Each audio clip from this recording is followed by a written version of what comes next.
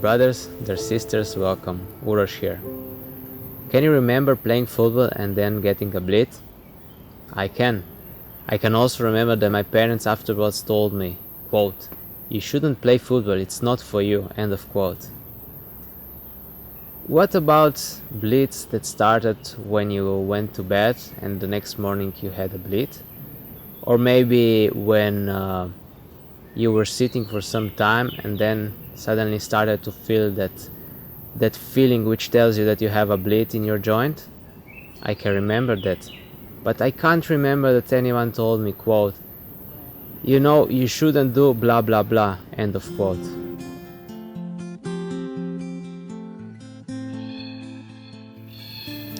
These kind of bleeds are called spontaneous bleeds.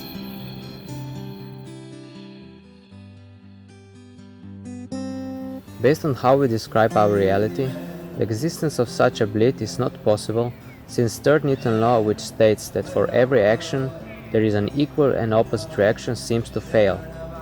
Since the Western medicine is concentrating mostly on symptoms, it's up to us to find out if there is any action that causes reaction as a spontaneous bleed. Let me tell you my own story on how I found the missing link between action and reaction. A few years ago, I had a close friend at the time that I could talk to about my personal experience of life. She was very interesting. She was full of different knowledge that I was interested in at that time, and she was also a pretty girl. Those qualities at the time were the ones that attracted me to her, and that's why I really love spend time with her. One day on a summer semester at university, I found out that I won't have any lectures, so I decided that I should meet with her.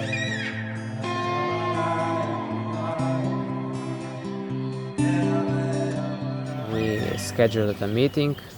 I drove 70 kilometers to her city, and first I met with a friend, a hemophiliac friend who lives near the city, and then I decided to call her so that we would decide where to meet.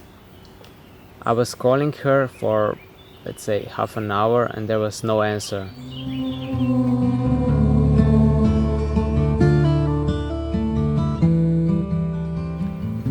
It's hard to describe, but I was feeling really sad, disappointed, and I decided to do something else instead. I went to the cinema, and while watching movie, I suddenly started to feel my heartbeat in my right ankle. I had a massive bleed. This is a bleed that it's hard to describe. I'm not sure if I had such a bleed before or even after that.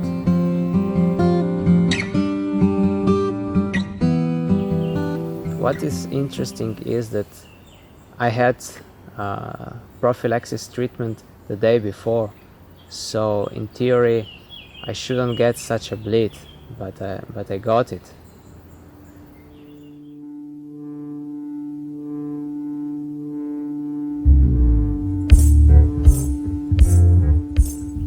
Not long after this event, I was at home, and I opened a book that we had at home for a long time, but I never opened it before. Its title was Heal Your Body, and was written by Louis Hay. I have this is Slovenian translation of the book, so the book that actually I opened. And in this book there are a list of symptoms and possible mental causes for different diseases. And I was wondering if maybe there is a cause for, let's say, bleed or something like that. And what I found actually shocked me.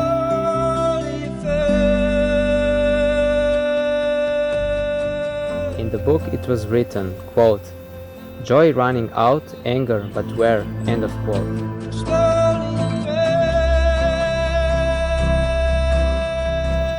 My wounds were still fresh, and I could remember those feelings of sadness and disappointment that I felt that day. Suddenly everything made sense.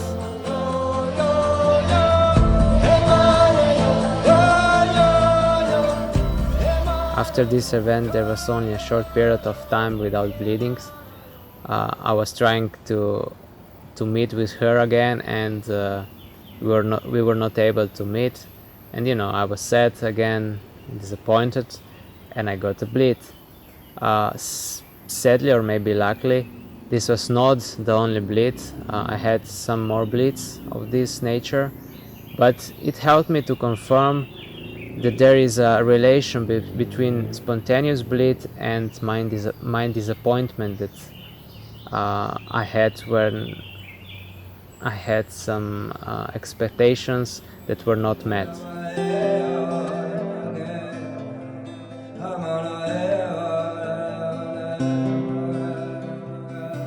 Years after this incident, I've spoken about it to my president of Slovenian Hemophilia Society, Uroš Faganel, and he told me a very interesting story that I want to share with you.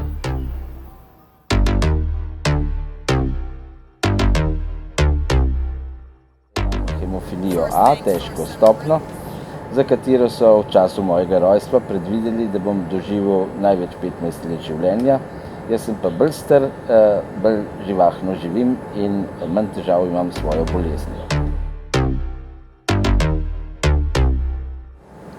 V času, ko sem odraščal, seveda ni bilo še nadomestnega zdravljenja s pripravki manjkajočega faktorja in smo večino časa preživeli v postelji, velikokrat tudi v bolnišnici.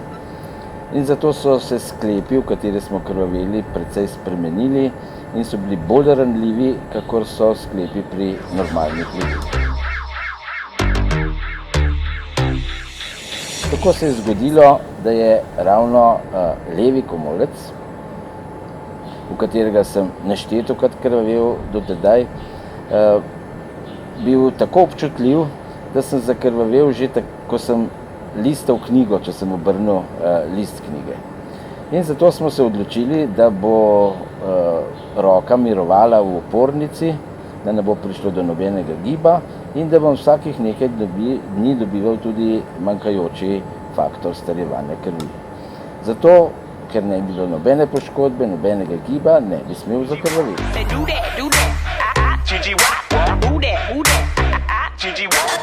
Bilo je neko popoldne na Inštitutu za literaturo, ko smo pripravili neko knjigo o brežinskih spomenikih, najstarejšem spomeniku slovenskega jezika, starem 1000 let.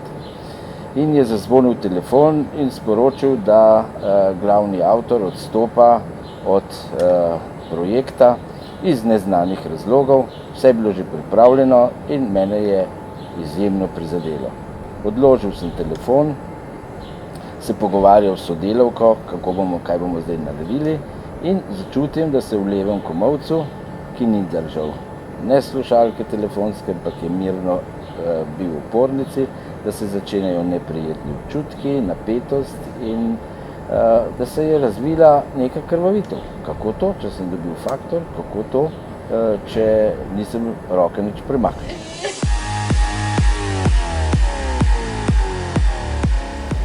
Ko sem razmišljal tudi o krvavitvah, ki so se v življenju dogodile, sem videl, da je marsikaj povezano tudi z doživljanjem, lahko bi rekli z dušo.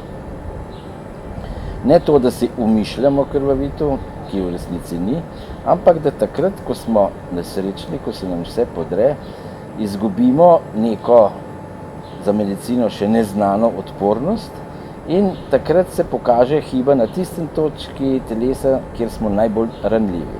Pri meni je bil takrat levi komolec in sem zakrvavel, zato ker se mi je zrušil nek projekt, v katerega sem veroval in sem bil nekaj trenutkov nesrečen.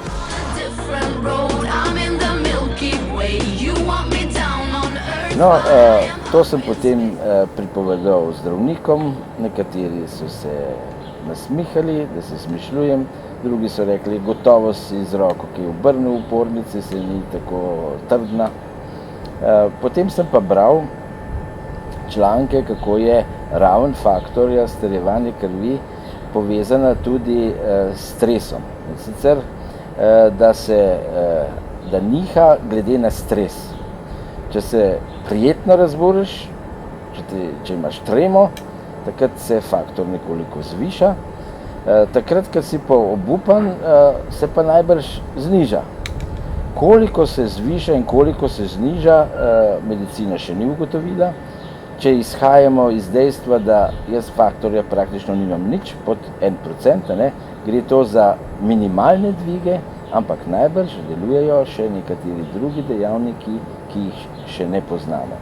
To se pravi, da telesno delovanje, tisto uravnoteženje delujočega telesa, na to vpliva zelo duševnost, duša, in če imamo vzpostavljen sistem, da želimo obvladovati, lahko bi rekli, če smo pozitivno naravnani in ne razmišljamo o svojih tegobah, se držimo na nivoju, se ladja ne potopi, za hemofilike to pomeni ne zakrvavi.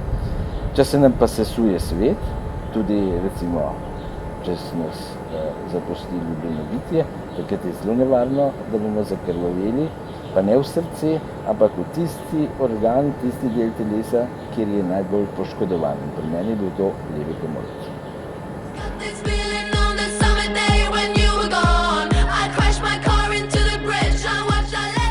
What about you? Can you remember to have a spontaneous bleed that happened after an emotional event, maybe after or before the exam, or maybe you broke up with a partner or something like that?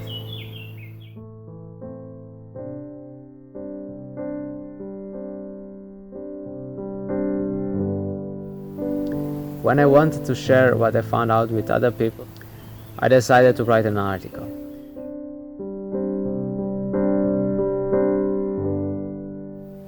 I know that a lot of people need more facts, more solid facts, so I decided to search for a scientific article that would prove what I found out. If I'm honest, I was not sure that I'm going to get anything, but I was lucky and I got an article. And if you want to know what's written inside or what I found out, you'll have to wait till next video. So be sure to subscribe. See you till next time. Enjoy. Bye bye.